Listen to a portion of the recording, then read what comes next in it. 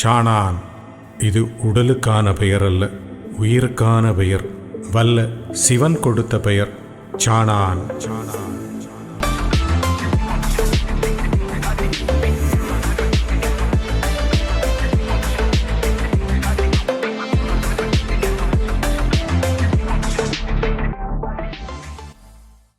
வணக்கம் ஐயா. ஐயா உண்டு. ஐயாவை சந்திப்பதில் மகிழ்ச்சி அடைகிறேன்.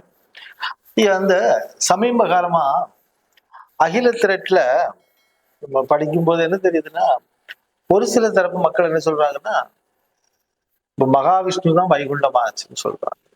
இன்னும் சிலர் சொல்றாங்க முத்துக்குட்டி இல்லது சம்பூர்ண தேவன் தான் வைகுண்டம். அது எது ஐயா சரி? எனக்கு அதுல கொஞ்சம் தெளிவுபடுத்தினா மக்களுக்கு உங்களுடைய கருத்தை சொல்லுங்க ஐயா. ஐயா, இப்ப நடைமுறையில் இருக்கக்கூடிய அகில திரட்டு முன்பகுதியில நாரணரே வைகுண்டர் என்று சொன்னாலும், அவதார பகுதி என்று வரக்கூடிய அந்த மைய பகுதியில சம்பூர்ண தேவன் தான் வைகுண்டமாகலாம். சம்பூர்ண தேவன்? ஆமா, அதாவது முத்துக்குட்டி என்று அழைக்கப்படுகிற சம்பூர்ண தேவன் வைகுண்டமாகலாம். அது ஏற்றுக்கொள்ள முடியாது ஐயா. ஏன்னா இப்ப பொதுவா மக்கள் மத்தியில இது நாராயணன் தான் வைகுண்டம்னு சொல்லிட்டு இருக்காங்க. அப்ப அதுக்கு தனியா வேற எந்த ஆதாரத்தை வச்சு நம்ம சொல்ல முடியும்? இப்போ சம்பூர்ண தேவன் வைகுண்டர்னு சொல்றவங்களுக்கு ஆதாரம் அந்த ஏடுதான். நாராயணர் வைகுண்டர்னு சொல்றவங்களுக்கு ஆதாரம் எந்த ஏடும் கிடையாது. ஒரே ஒரு ஏடு தான் இருக்குது, ஆனா அது பயன்பாட்டுல இல்லை. அப்படின்னா அந்த ஏடு ஏன் பயன்பாட்டுல வரல ஐயா? அதுக்கு ஏதாவது காரணங்கள் இருக்கிறதா? அது மக்கள் தான் காரணம். மக்கள் தெரிந்துகிட்டதுக்கு ஆர்வம் இல்லை. இவ்வளவு கோடி மக்கள் இருந்தாலும் அந்த அகில திரட்டு அது உண்மையான அவதார நோக்கத்தை பற்றி அறிய மக்களுடையது பொழுதுபோக்குக்கு முக்கியத்துவம் கொடுக்குறாங்க. அந்த அறிவு சார்ந்த பக்தியை நம்ம அறிந்துகிடணும், நம்ம பிள்ளைங்களுக்கு சொல்லி கொடுக்கணுங்கிற அளவுல மக்களுடைய நோக்கங்கள் இல்லை. அதான் கதை. யாருமே அதுக்கு இப்ப ஆர்வம் எடுக்கலையா? இப்போ அவதாரம்னா அவதாரம்னா எல்லாரும் படிக்கிறாங்க. இப்ப நாராயணர் வைகுண்டமாச்சுன்னு சொல்ற அவதாரம் இப்ப இந்தியாவில பல கோடி மக்கள் இருக்காங்க, இந்துக்கள். ஆனா யாருமே அதுக்கு ஏன் அவ்வளவு முக்கியத்துவம் கொடுக்கவில்லை ஐயா? நீங்க நினைக்கிறீங்க? ஐயா, அந்த நூல் சொல்றது சம்பூர்ண தேவன் என்ற கதாபாத்திரம் தான் வைகுண்டர் ஆகிறதான்னு சொல்லி பல ஆய்வு கட்டுரைகள்லாம் வந்திருக்கு. பலர் அதை வச்சு PhD எல்லாம் வாங்கியிருக்காங்க. பல விதமான நூல்கள்லாம் வந்திருக்குது. இப்ப முத்துக்குட்டி தான் வைகுண்டருங்கிறது எல்லாரும் மனசுலயும் பதிஞ்சு விட்டது. இப்ப நீங்க கேட்கலாம், முத்துக்குட்டிங்கிற பேர் அகில திரட்டுல இருக்கான்னு ஒரு கேள்வி கேட்கலாம். இப்போ ஐயாவை கொடுமைப்படுத்தின அரசனுடைய பேர் அகில திரட்டுல இருக்கா? இல்ல, பேர் இல்ல. அப்ப நீங்க அந்த கால அளவுல நடந்த சம்பவத்தை வரலாற்று பின்பகுதியோட பார்த்துதான் நீங்க சொல்லணும். அது மாதிரிதான் இதுவும். முத்துக்குட்டிங்கிற பேர் அகில திரட்டுல இல்லைன்னாலும் அந்த கதாபாத்திரம் சொல்லப்பட்ட விதம் வச்சு நம்ம என்ன சொல்றது, இப்ப ஆங்கிலேயர்களுடைய ரெஜிஸ்ட்ரேஷன்ல நின்னுக்கிட்டு முத்துக்குட்டி என்பவன் நான் ஒரு விஷ்ணுவின் அவதாரம் சொல்லிக்கிட்டு திரிகிறான்னு சொல்லி இந்த ரெஜிஸ்ட்ரேஷன்ஸ் எல்லாம் வச்சு பார்த்துக்கிட்டு அதை என்ன பண்றாங்க, அதை உறுதிப்படுத்துறாங்க. அதனால இந்த பேர் அகில திரட்டுல இல்லையேன்னு சொல்லிக்கிட்டு நம்ம அதை கடந்து போக முடியாது. மைய பொருளே மாற செய்யுது ஐயா. இப்ப அகில திரட்டுடைய மைய பொருளே நீங்க சொன்ன ஆச்சரியப்படுவீங்க. அதாவது ஒரு சுமார் ஒரு 190 வருஷத்துக்கிட்ட அவதாரம் ஆச்சு. கிட்டத்தட்ட அவதாரம் முடிஞ்சு ஒரு நிறைய இடத்துல இப்ப ஏடுலாம் வாசிக்கிறாங்க, அதை நம்புறாங்க. ஆனா அந்த நூலின் நோக்கத்தை நிறைவு செய்யவில்லை. அப்ப 192 வருஷமாக நம்ம கடைபிடிச்சு இப்ப மக்கள் பயன்பாட்டுல இருக்க அகில திரட்டை பற்றி இவ்வளவு கல்வி அறிவும் ஞானமும் உள்ள மக்கள் ஒரு ஆள் கூட அதை சிந்திச்சு கேள்வி கேட்கவில்லையா ஐயா? அதுல மக்களுக்கு போதிய அளவுக்கு ஆர்வம் இல்லை. இப்போ அந்த நூல் அதை சொல்லுது அப்படின்னு கடந்து போயிடுவாங்க. இது சரிதானா இது தவறானு சிந்திச்சு பார்த்தது போல் தெரியல. இப்ப நாரணர் வைகுண்டமாகி நாட்டினில் வந்த அண்டேங்கிறது முத்துக்குட்டி வைகுண்டர் ஆனார் என்ற செய்தியை சொல்ற நபர்கள் இதுக்கு விட சொல்லிட மாட்டாங்க. இப்போ நாரணர் வைகுண்டமானார் நாரணர் தான் வைகுண்டர் நீ சொல்றவங்க அது எங்க இருக்குன்னு காட்டி கொடுப்பாங்களான்னு கேட்டா அதை அவதார பகுதியில காட்டி கொடுத்துட மாட்டாங்க. ரெண்டு பேருக்குமே முரண்பாடான கருத்துக்கள், முரண்பாடான செய்திகள் அதுல இருக்கு. நீங்க சொல்றதை பார்த்தா தற்போது உள்ள அகில திரட்டுல நம்ம மையப்பொருளான அந்த அவதாரம் வந்து சரியான முறையில அறிந்து கொள்ள முடியாத அளவுக்கு தான் இருக்கு. நாராயணர் வைகுண்டம் என்ற அந்த வார்த்தை நாரணர் வைகுண்டமானாருங்கிறது வந்து முதல் பகுதியில எல்லாமே இருக்கும். ஐயா, மைய பொருளுங்கிறது வந்து அவதார பகுதி. திருச்செந்தூர் கிட்ட வந்து அந்த கடலுக்குள்ள நடந்து வெளியே வர்றது வரைக்கும் தான் அந்த அவதார பகுதி. அந்த பகுதியை நீங்க திருப்பி திருப்பி படிச்சு பாருங்க. சம்பூர்ண தேவன்கிற கதாபாத்திரம் வந்து வைகுண்டர் ஆகிறார். அப்ப இது அடுத்த தலைமுறை மக்களுக்கு வந்து இந்த செய்தி வந்து தவறான செய்தியாத்தானே போகும் ஐயா. நம்ம இப்ப நீங்க உங்ககிட்ட பேசும்போது எனக்கு புரிஞ்ச கருத்து, 192 வருடமா நம்ம மூதாதையர்கள், நம்முடைய இந்த தலைமுறை, இனி அடுத்த தலைமுறை, இவர்களெல்லாம் மக்களை இருளான ஒரு திசைக்கு தானே கூட்டிட்டு போறாங்க. நூலின் நோக்கம் இப்ப நான் அறிந்து கொண்ட வகையிலே நாராயணர் வைகுண்டமானார், அப்படிதான். அதை நம்ம எந்த நூல்ல இருந்து இப்ப தெரிஞ்சுக்கிறது, இல்ல அடுத்த தலைமுறைக்கு எப்படி நம்ம அதை செயல்படுத்துறது? ஐயா, அதுக்கு வந்து உண்மை உருவில், அகிலத்திரட்டு உண்மை உருவில் உள்ளது. அது வந்து புஸ்தக வடிவில் 2008 வெளி வந்துச்சு. ஆனா அதை வந்து மக்கள் யாருமே வந்து அதை படிச்சு இது சரின்னு சொல்லக்கூடிய அளவுல யாருக்கும் ஞானம் இல்லைன்னு நினைக்கிறேன். பொறுமை இல்லை, அப்படி பல கதைகள் சொல்லலாம். ஆனா மக்களுடைய கவனம் எல்லாமே பொழுதுபோக்கு தான்.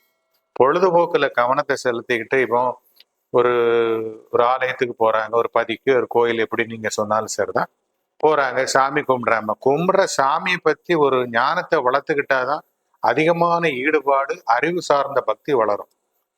இப்போ நீங்க அதை வளர்த்துக்கிடலன்னு வைங்களா, இப்போ உங்க பிள்ளைங்கள்லாம் வந்து வெளியூர்ல படிக்க போறாங்கன்னு வைங்க. முன்னாடி அதிகபட்சமா ஒரு 15 கிலோமீட்டர்ல படிச்சாங்க. இப்போ 500 கிலோமீட்டர், 1000 கிலோமீட்டர் ஹாஸ்டல்ல தங்கி படிப்பாங்க. அப்போ பலவிதமான மாணவர்கள் அங்க இருப்பாங்க. அவங்களுடைய கலாச்சாரத்தை சொல்லுவாங்க, அவங்களுடைய வணங்கக்கூடிய கடவுளை பத்தி சொல்லுவாங்க. இவன் மட்டும் இப்படி இருக்கணும், எதுவுமே சொல்ல தெரியாது.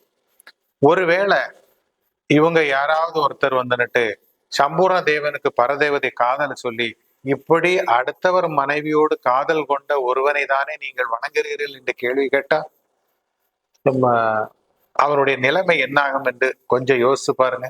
அவர் தவிப்பா. ஏன்னா கடவுளை பற்றி நம்ம பேசிக்கிறோம் ஐயா, அந்த வழிபாடை விட்டே போய்விடுவான் ஐயா. தவறான வழிபாட்டில் இருக்கும் என்று வழிபாடை விட்டே போய்விடுவான். நீங்க வந்து தவறான ஒரு என்ட்ரி கொடுக்கும் போது அதோட பின் விளைவுகள் வந்து மிகவும் ஒரு ஆபத்தான நிலையில் இருக்கும். இப்ப நம்ம சமீப காலமா நான் கேள்விப்பட்ட வரைக்கும் அகில திரட்ட வச்சு ஒரு படம் வந்து ஐயாவளி, தற்போது ஒருவடைக்குள்னு ஒரு படம் எடுத்துட்டு இருக்கதா சொல்றாங்க. இவர்கள் கூட இந்த சம்பவங்கள் உண்மை அகில திரட்டு அறியணும்னு ஆசைப்படலையா? நீங்க சொன்னதுபடி 2008 இந்த நூல் வெளிவந்திருக்குன்னு சொல்றீங்க. ஒரு உண்மையான உருவுல இந்த அவதார செய்தி நாராயணர் வைகுண்டமானார். அப்ப அதை ஏன் மற்றவங்க யாரும் பிரதிபலிக்கல? இப்போ ஒரு திரைப்படம் எடுக்கிறவர் கூட அதை ஏன் மையமா கொண்டு வரல? இப்படியெல்லாம் இருக்குன்னாது சொல்லலாம் இல்லையா? இப்ப எவ்வளவோ விஷயங்கள், ஒரு சின்ன தவறை கூட நம்ம பெருசாக ஒரு கலந்துரையாடல் மாதிரி பண்றோம் பள்ளிகள்ல, பெரிய பெரிய விவாத மேடைகள்ல. இப்ப ஆன்மீகத்துக்குடைய மைய பொருளே நம்ம தவற வச்சுக்கிட்டு ஏன் அதை யாரும் இன்னும் ஐயா, அதாவது தெரிஞ்சே சிலர் வந்து அதை சாதிக்கிறாங்க. இந்த நூல்ல நாரணர் வைகுண்டம் ஆயிட்டான்னு சொல்லிட்டு சாதிக்கிறாங்க. எத்தனை நாளைக்கு சாதிப்பாங்க?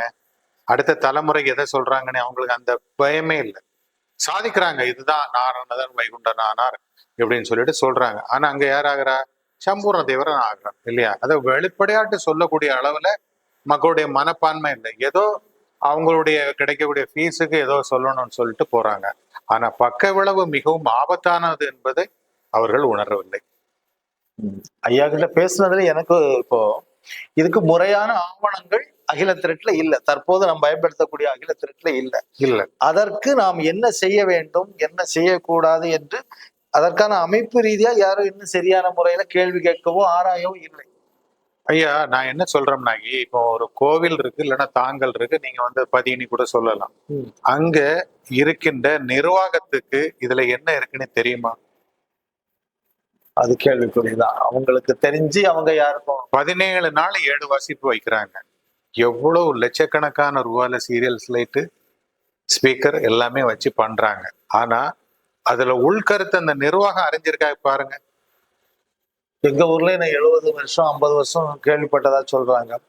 அவதார செய்தியை கேட்டா நகைப்புதான் வருது, யாருக்குமே அது சொல்ல. ஆக மக்களுக்கு வந்து அதுல வந்து நாட்டமே இல்லை. நிர்வாகத்துக்கு தெரியாது, பணிவிடைக்காரருக்கு தெரியாது, யாருக்கும் தெரியாது. ஆனா ஒரு நம்பிக்கையில அப்படியே ஓடிட்டு இருக்கு. அதுக்கு மக்கள் கவனம் செலுத்தி தெரிந்து கொள்ள வேண்டும் என்ற ஒரு சூழலை உருவாகும் போது அந்த உண்மை உருவில் ஜொலிக்கும். அது எப்ப எதிர்பார்க்கலாம் ஐயா? இப்ப அந்த உண்மை வெளிப்படுது தகுந்த தருணத்தை காத்துட்டு இருக்காங்க மக்கள் அப்படின்னா நம்ம என்ன செய்யலாம்? இப்ப அதை திரைப்படமாகவோ இல்லது அகில திரட்டு வெளியிடுக்கு ஏதாவது வாய்ப்புகள் இருக்கா ஐயா? முறையான ஐயா, அணுகுமுறைகள். ஒரு உண்மையான ஒரு அகில திரட்டு பல ஆண்டு காலமாக இருந்து ஒரே தடவையில 5000 பிரதிகளாட்டு நம்ம வெளியிட்டோம். அந்த நூலுக்கு அவ்வளவு வலிமை இருக்கும் போது அந்த நூல் தன்னை நிலைநிறுத்திக் கொள்வதற்கு அதற்கும் ஒரு வலிமை அதற்கு உண்டு. ஒருவேளை நான் செய்யவில்லை என்றாலும் அந்த நூல் வேறொரு கருவியை பயன்படுத்தி அதை செய்யும். அதுல மாற்று கருத்தே கிடையாது. அப்படியானால் இந்த உண்மை உருவில் 2008 வெளிப்பட்ட அந்த அகில திரட்டு இனி மக்கள் மத்தியில் பேச பொருளாக மாறும். அவங்க பயன்படுத்துற அகில திரட்டுல நாரணர் வைகுண்டமானார் என்பதை அந்த அவதார பகுதியில காட்டி தந்துட்டாகி சரி, காட்டி தராத பட்சத்துல இந்த உண்மை உருவில் முன்னணியில் நிற்கும். இந்த உண்மை உருவில் இருக்கக்கூடிய அகில திரட்டை பற்றி அதுல ஒரு சில விஷயங்கள் முக்கிய மையமாக இருக்கக்கூடிய அந்த விஷயங்களை நீங்க பேச முடியுமா ஐயா? ஐயா, பொன்மேனி கூடுங்கிறது ஒரு கேரக்டராட்டு சொல்லப்படுறது. இப்போ நீங்க நாரணருக்க அழுக்க உருட்டி விபீஷணன் என்ற ஒரு கதாபாத்திரத்தை உருவாக்குனார். எல்லாரும் நம்புறாங்க. அப்போ ஒரு மேனி இருந்ததுனாலதான் என்ன செஞ்சாங்க, அழுக்க உருட்டுனதாட்டு நம்புறாங்க. அப்ப அந்த பொன்மேனி கூடுங்கிறது ஒரு சூட்சம உடல், ஒரு ஒளி உடல்.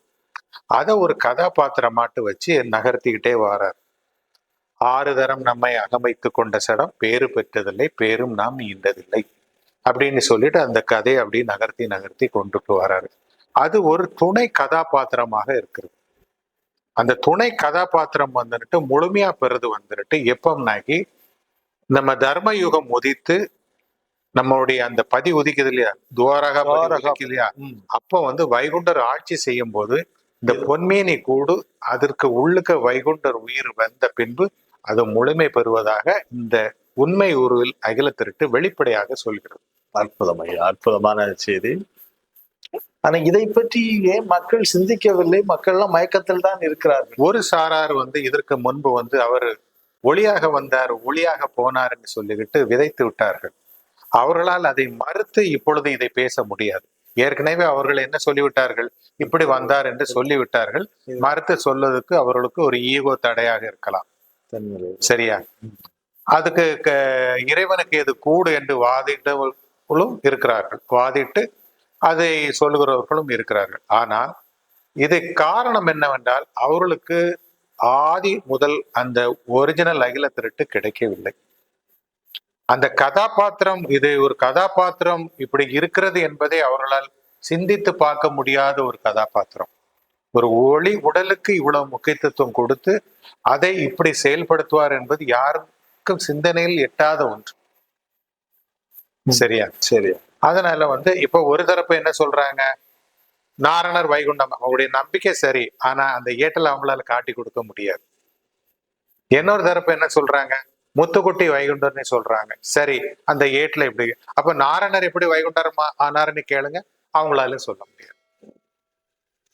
4-5 கேள்விகள். நூலின் நோக்கம், நாராயணர் எப்படி வைகுண்டமானார், முழுமையான அந்த தொடர்புகள் ஆதி முதல் அந்த வரை, அந்த ஆதி திருமாலுடைய அந்த அவதாரம், இதெல்லாம் மக்கள் கேள்வி கேட்கும் போது அப்ப நீங்க பாராயணம் பண்ணுவதில் மழுப்பல் பாராயணம் நிச்சயமா. அதாவது வெரி சிம்பிளா சொல்லிடலாம் ஐயா. அந்த நூலின் நோக்கத்தை நிறைவு செய்யவில்லை. நூலின் நோக்கம் நாரணர் வைகுண்டமாக வேண்டும். ஆனால் அந்த நூல் சம்பூர்ண தேவன் வைகுண்டமாகிறான் என்பதை தெளிவாக சொல்கிறது.